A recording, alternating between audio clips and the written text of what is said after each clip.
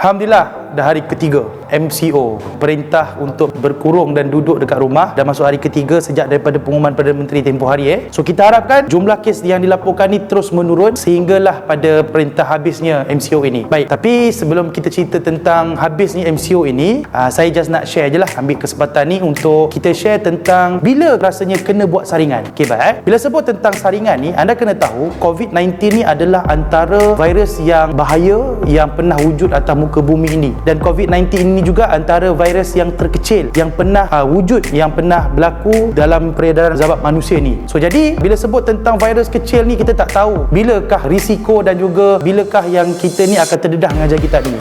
Baik, sebab tu dia batuk pula.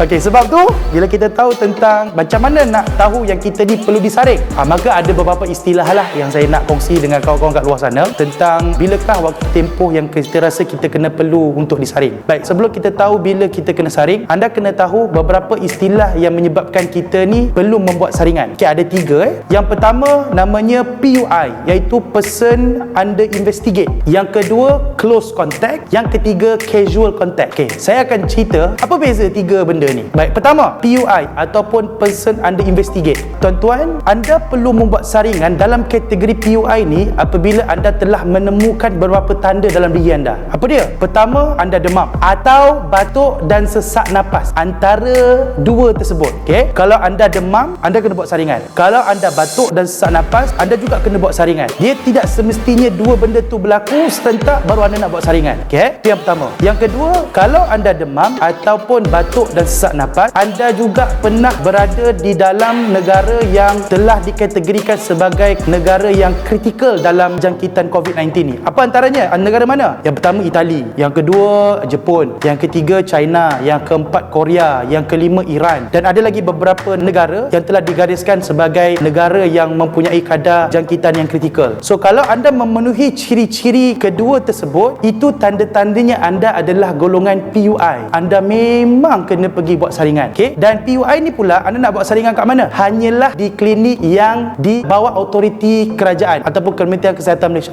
Kalau anda buat saringan di hospital swasta, mereka akan minta anda refer juga dekat klinik yang berdaftar bawah kementerian. Anda tak boleh buat saringan dekat hospital swasta. Itu yang pertama. So PUI ni tuan-tuan antara perkara yang sangat-sangat kritikal. Maknanya anda ada potensi untuk kena COVID-19 yang sangat tinggi. Setelah anda disaring, anda akan diminta di kuarantin selama 14 hari. Okey, itu PUI. Yang kedua adalah close contact. Okay, siapa close contact ni? Close contact ni adalah mereka yang pernah berada dan berdekatan dengan mereka yang confirm kena COVID. Contohnya, dekat sebuah pejabat yang seorang ni memang dah kena COVID, anda juga berada pada dia dalam tempoh lebih daripada 15 minit, memang duduk dalam satu tempat, memang duduk dalam satu kawasan, itu tanda-tandanya anda juga adalah pesakit ataupun mereka yang diisytihar sebagai close contact. So, anda juga perlu membuat saringan. Saringan di mana? Close contact ni agak longgar sikit saringannya. Anda perlu buat saringan dekat mana? Dekat klinik kesihatan ataupun hospital swasta. Cuma anda kena tahulah, bila buat saringan kat hospital swasta ni, dia punya kos agak tinggi lah, dalam lebih kurang 600 ke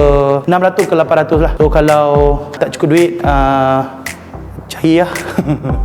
Okey, baik. So itu close contact. Kenapa dikatakan sebagai close contact? Potensi untuk anda terkena jangkitan ini juga antara yang tertinggi. Kenapa? Sebab kalau kita tahu coronavirus ni dia boleh bertahan dalam sekitar di tangan orang, di besi, di plastik, dan dia aktif selama lebih kurang sekitar sehingga maksimum 2 minggu. Sebab tu anda juga ada potensi mungkin terkena jangkitan ataupun terkena dengan wabak ini. So anda memang kena buat saringan. Baik, dan yang ketiga adalah casual contact. Casual contact ni dia taklah seserius seperti close contact dan juga person under investigate. Casual contact ni mungkin anda juga pernah berjumpa dengan close contact, tapi mungkin berada pada jarak yang mungkin jauh. Okey, sekitar jauh lebih kurang 1 meter jauh daripada close contact, dan mungkin anda pernah berjumpa ataupun berselisih tak lebih daripada 15 minit. Anda mungkin ada potensi tapi tidaklah seberat close contact. Okey, anda juga boleh buat saringan. Tapi saringan yang anda nak buat ni, kalau mereka tahu yang anda ni hanya setakat casual contact, kalau anda membuat pemeriksaan di klinik kesihatan, mereka akan minta anda buat saringan di hospital-hospital swasta. Okey, dan biasalah macam saya sebut tadi, hospital swasta ada kos dia. So jadi tuan-tuan, mereka-mereka yang ada antara ciri-ciri yang saya sebutkan ni, kita minta sangatlah untuk anda tawarkan diri sukarela untuk pergi buat saringan supaya kita dapat kawal wabak ini. Wallahualam. Bye bye.